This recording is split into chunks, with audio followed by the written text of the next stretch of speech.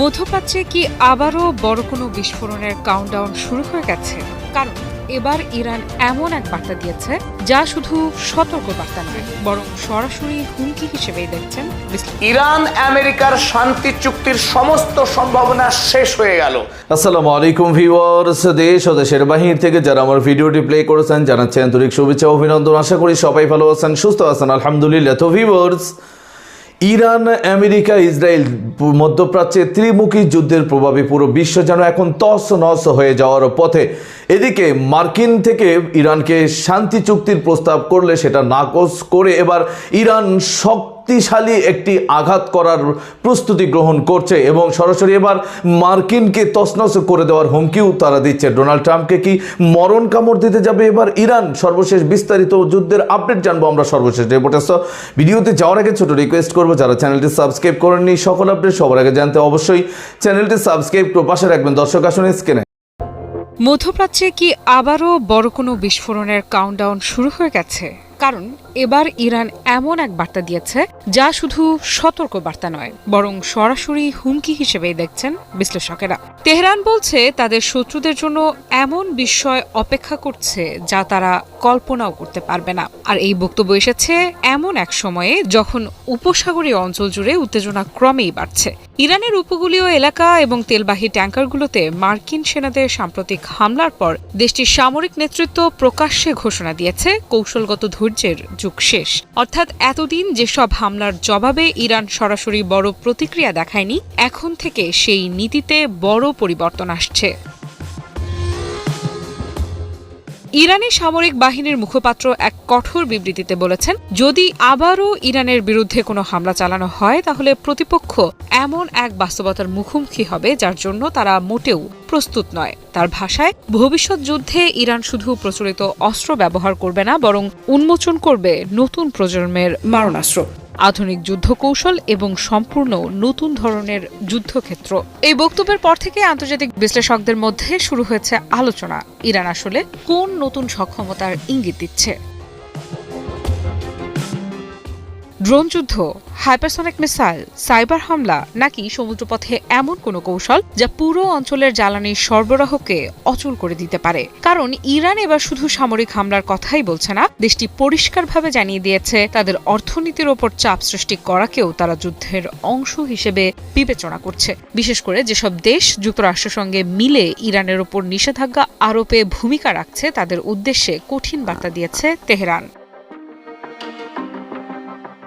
ইরানি কর্মকর্তাদের ভাষায়, প্রয়োজন হলে হরমুজ প্রণালীকে এমন অবস্থায় নিয়ে যাওয়া হবে যেখানে স্বাভাবিক জাহাজ চলাচল প্রায় অসম্ভব হয়ে উঠবে। আর এই হুমকির গুরুত্ব এখানেই, কারণ বিশ্বের সবচেয়ে গুরুত্বপূর্ণ জ্বালানি রুটগুলোর একটি হচ্ছে হরমুজ প্রণালী। প্রতিদিন বিপুল পরিমাণ তেল ও গ্যাসবাহী জাহাজ এই পথ দিয়ে চলাচল করে, ফলে এই অঞ্চলে সামান্য উত্তেজনাও বিশ্ববাজারে বড় প্রভাব ফেলতে পারে। নতুন ধরনের অর্থনৈতিক সংকটের আশঙ্কাও উড়িয়ে দিচ্ছেন না বিশ্লেষকেরা। JBS holdings limited. ইরানের ভাষা এখন আগের চেয়ে অনেক বেশি আক্রমণাত্মক। তেহরান এখন শুধু প্রতিরক্ষার কথা বলছে না, বরং সরাসরি প্রতিশোধমূলক অভিযানের ইঙ্গিত দিচ্ছে। বিশ্লেষকদের একাংশ বলছেন, ইরান হয়তো বুঝিয়ে দিতে চাইছে মধ্যপ্রাচ্যে ভবিষ্যতে কোনো সংঘাত শুরু হলে সেটি আর সীমিত পর্যায়ে থাকবে না, বরং তা ছড়িয়ে পড়তে পারে সমুদ্রপথ, সাইবার স্পেস, জ্বালানি অবকাঠামো এবং আঞ্চলিক সামরিক ঘাঁটিগুলো পর্যন্ত। ইরান আমেরিকার শান্তি চুক্তির সমস্ত সম্ভাবনা শেষ হয়ে গেল। যদিও আমেরিকা এবং ইরান তাদের মধ্যে কোনোভাবেই শান্তি চুক্তি হবার সম্ভাবনা আগে থেকেই ছিল না, যেটুকু ক্ষীণ প্রত্যাশা ছিল তাও গতকাল শেষ হয়ে গেল।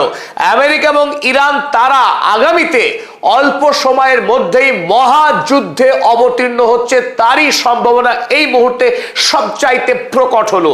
গতকাল রাতে ইরানের পক্ষে আমেরিকার দেওয়া 14 দফা দাবির উত্তর জমা দেওয়া হয় পাকিস্তানের মাধ্যমে, আর সেখানে ইরান নতুন 10 দফা দাবি পেশ করে আমেরিকাকে, আমেরিকার দেওয়া 14 দফা দাবির উত্তরে।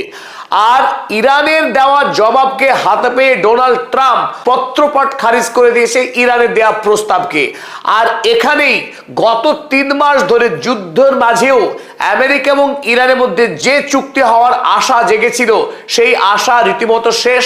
সুতরাং এখন একটাই সমাধান, ইরান এবং আমেরিকা কে কত বড় শক্তিশালী রাষ্ট্র যুদ্ধের মাধ্যমে প্রমাণ হওয়ার পর সন্ধি যদি হওয়ার থাকে হবে, নতুবা অনন্তকাল ধরে ইরান আমেরিকা ইসরায়েলে যে বিবাদ, সেই বিবাদ চলতে থাকবে।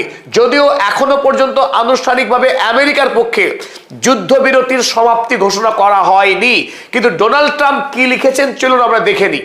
আজ সকালে ডোনাল্ড ট্রাম্প ইরানের রিপোর্ট হাতে পেয়ে তিনি ট্রুথ সোশ্যাল মিডিয়াতে পোস্ট করেছেন, I have just read the response from Iran's so called representatives.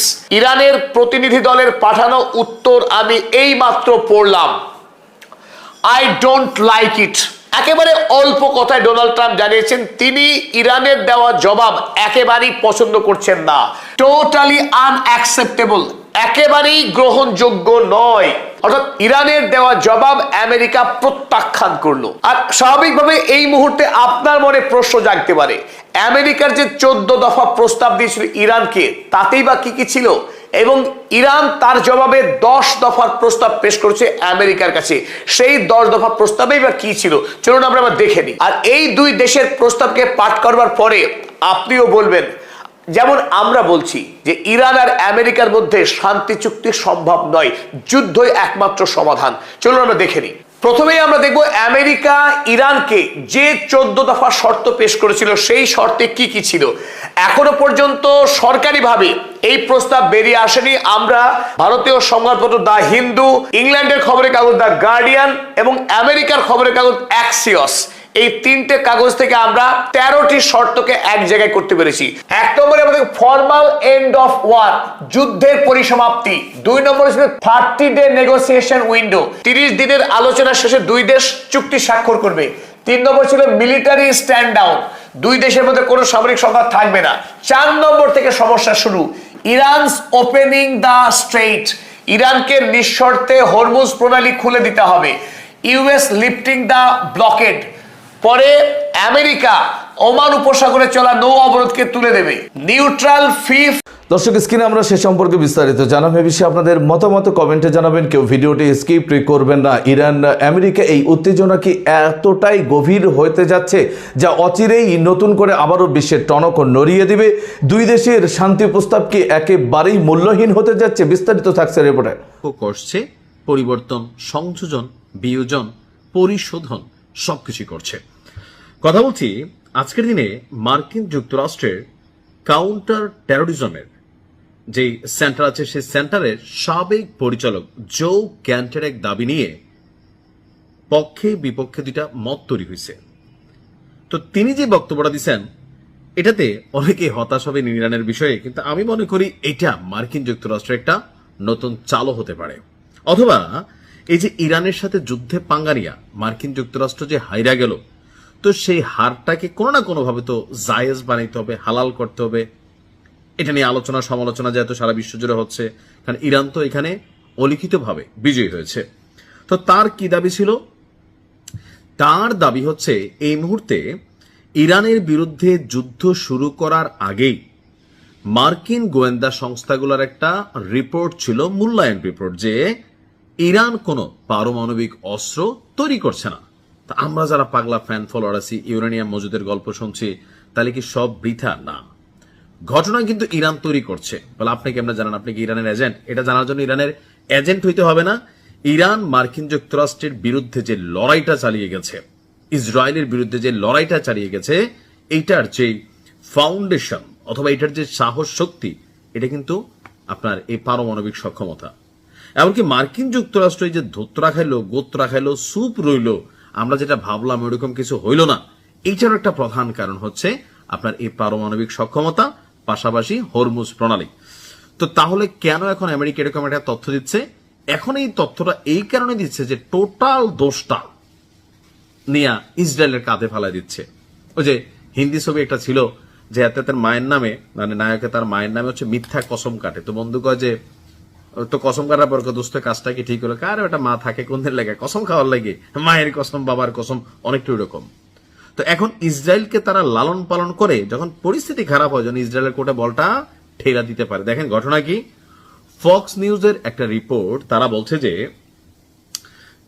গতকালকে সামাজিক যোগাযোগ মাধ্যম টুইটারে বা এক্সে দেওয়া এক পোস্টে এই কাউন্টার টেরোরিজমের সাবেক মহাপরিচালক ক্যান্ট এই আপনার মন্তব্য করেছেন। তার মতে সিআইএ সহ আমেরিকার যে গোয়েন্দা সম্প্রদায়গুলো আছে যুদ্ধের আগেই সঠিকভাবে মূল্যায়ন রিপোর্ট করেছিল যে ইরান যদি আক্রান্ত হয়, ইরান এশীয় অঞ্চলে মার্কিন ঘাঁটিগুলোতে হামলা করবে এবং হরমুজ প্রণালী বন্ধ করে দিবে। ইরান এটা করছে।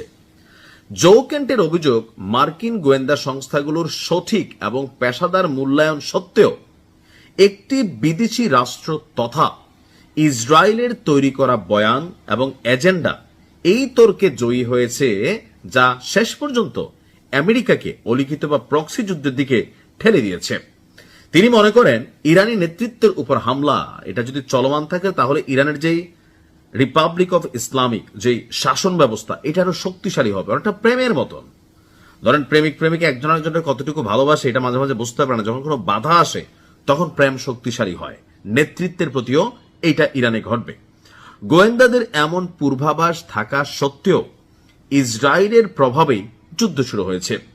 গত মার্চ মাসে নৈতিক কারণে পদত্যাগ করেছিলেন ক্যান্ট, যেখানে তিনি উল্লেখ করেছেন যে ইরান আমেরিকার জন্য কোনো হুমকি ছিল না, কেবল ইসরায়েল এবং তাদের শক্তিশালী লবির চাপে ডোনাল্ড ট্রাম্প এই যুদ্ধ যুক্তরাষ্ট্রের কাঁধে আপনার চেপে নিয়েছে। এখন দেখেন এই যে তিনি দাবি করলেন, ক্যান্টের এসব দাবিকে ডাহা মিথ্যা বলছে আবার কে? White House. এখন হোয়াইট হাউসের মুখপাত্র ডেভিস ইঙ্গল ফক্স তিনি ফক্স নিউজকে দেওয়া সাক্ষাৎকারে বলেছেন ক্যান্টের দাবিগুলো ভিত্তিহীন এবং অবমাননাকর।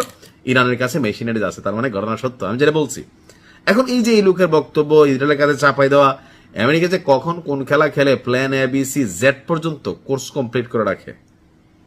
তবে ইরান পারমাণবিকভাবে সক্ষম, এটাই হচ্ছে বাস্তবতা। ভালো থাকুন, আসসালামু আলাইকুম। দর্শক, স্ক্রিনে আমরা সে সম্পর্কে বিস্তারিত জানাম। সো ভিডিও এই পর্যন্ত। ভালো লাগলে লাইক অ্যান্ড কমেন্ট করবেন। দেশের সকল আপডেট সবার আগে জানতে অবশ্যই চ্যানেলটি সাবস্ক্রাইব করে পাশে রাখবেন। দেখা হবে পরবর্তী ভিডিওতে ইনশাআল্লাহ। আসসালামু আলাইকুম ওয়া রাহমাতুল্লাহ।